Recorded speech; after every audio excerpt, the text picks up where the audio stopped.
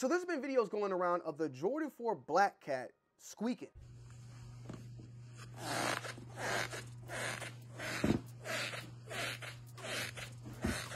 Now this has raised concerns about the quality control of the Jordan 4 Black Cat, as it is one of the most anticipated releases of this year, and maybe the most anticipated of this particular month, as it is releasing on November 28th and retailing at $220. For a $220 price tag, people do not want their shoes squeaking around like they're SpongeBob.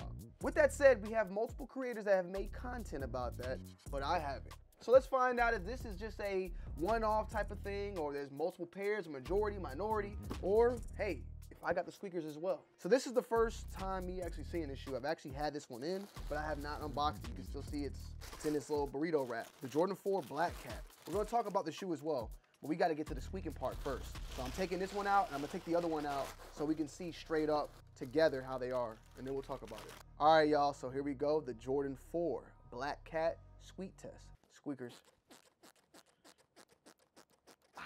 I don't know if y'all are like me, but I have like goosebumps to certain things, like styrofoam squeaks and certain textures. It gives me like goosebumps. And this sound, it just gives me goosebumps, bro. Like look, I have to show it to you, but it's raising the hair off my skin right here. So the squeaking thing is real. It's legit. It's an actual problem that is going on, and it seems like it's going to be a problem for every single pair out there. Now, the reason for the squeak, however, when you actually figure out what it is, it's not really an internal issue with the shoe. It's actually a material issue. So the squeaking sound that you're hearing is due to the actual webbings on the sneaker right here. As you can see, those webbings are of a shine-like material. So sometimes you have that satin look, and sometimes you have a matte look.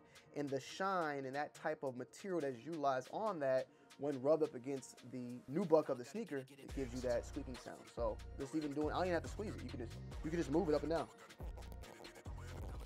So what you're hearing here is the satin material rubbing up against the nubuck. If these were matte, that would not have been the case, but the fact that they are metallic or satin or shine, it's going to give it that issue. And I'm pretty sure if we pull out, let's go ahead and grab a pair of Jordan 4s that are matte and then a pair of Jordan 4s that are shine and see for ourselves. So we have a matte pair of the military blue.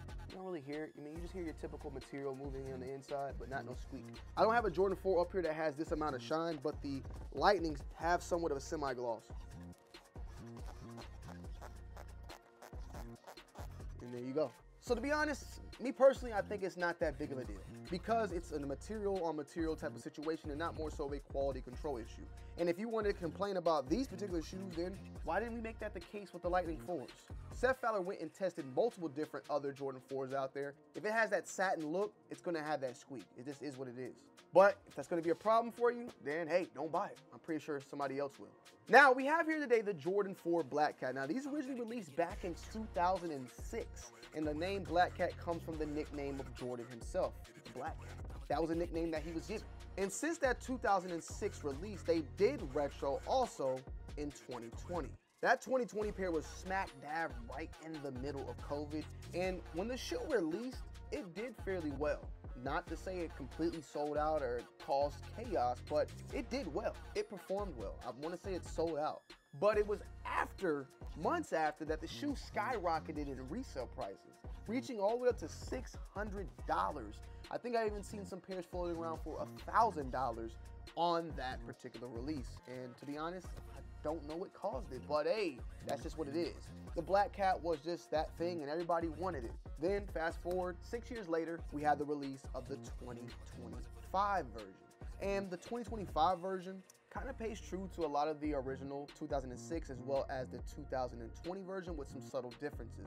Now, one of the things that I've read that Jordan brand wanted to, of course, kind of get back to that original Jordan 4 shape. They've kind of done the same thing that they've done with the previous Jordan 4 releases that we had recently, like the military blue 4s, the white cement 4s, going to a better, cleaner, more OG style type of shape. And that is something that they did with this one as well.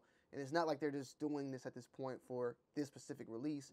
I think they just changed the molds of the shoe overall, and that's how it is for any other Jordan 4 going forth. It's not like, oh, this particular release, we're gonna do it, this one we're not. No, I just think the Jordan 4 shape overall has been changed. With that change, you have a slightly slimmer tongue, I would say. The tongue is still pretty fat overall, but I remember on that 2020 pair, the tongue being a little extra thick, if I want to be honest, a little bit extra thick, but nothing out of the ordinary. I love the netting overall. I have my 2020 release up somewhere. You can go check it out. And for the most part, just looking at the shoe, I mean, it's your pretty typical Jordan 4 black cat. It's nothing out of the ordinary.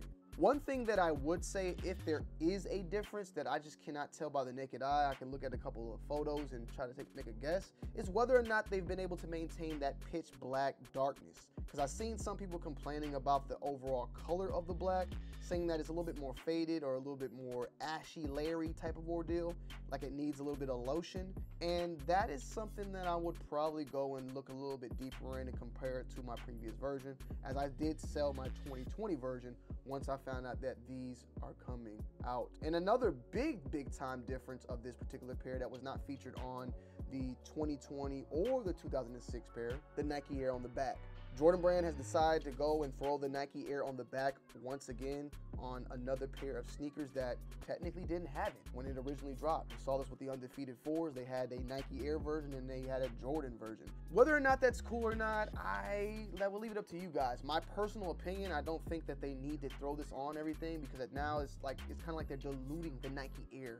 They're throwing the Nike Air on just almost every single Jordan 4. They did it with the Cave Stones. They just throw it on anything now. Like, I feel like the Nike Air should represent a true Nike Air Jordan 4. So if it had a colorway that released back in, 1989, and it had Nike Air on the back, then leave that and let it be the Nike Air on the back. But anything else that had, the Jumpman logo, let it be like it's retro. But that's just my opinion. You also got the Nike Air on the outsole as well. And you have an all blacked out Jordan 4 box.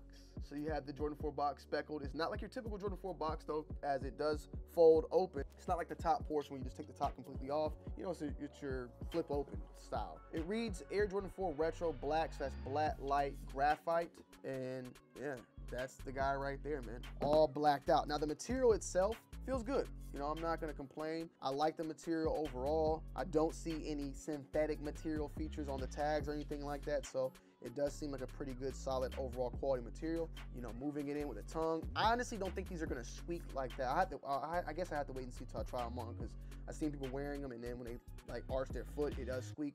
As long as this material is not moving like that, you're not gonna have that squeaking type of sensation. Now, we're gonna be dropping a full-on in-depth review on this shoe very, very soon. So do not worry, that will be coming down the pipeline. I wanted to see though how these looked in hand. These have been floating around from a lot of people out there, and I wanted to let you guys know my thoughts and opinions off the rip from my first, initial first impressions, but also let you guys know if the squeaking thing is real or not. Not to say that I didn't believe everybody, but sometimes you just gotta see it for yourself. But I think that this is an issue on every single pair out there. It's just the case. Like they're all gonna squeak. They're all gonna squeak because they all have the same material. Unless you got a matte pair, your pair gonna be squeaking like Daffy, like SpongeBob, I would say. SpongeBob sneakers, right? But the craftsmanship of the shoe is good overall. The toe box is really nice as well. The nice slant. They have this overall good solid type of shape on this particular pair. I like it. I like the OG shape, or at least the closest to the OG as they would call it shape.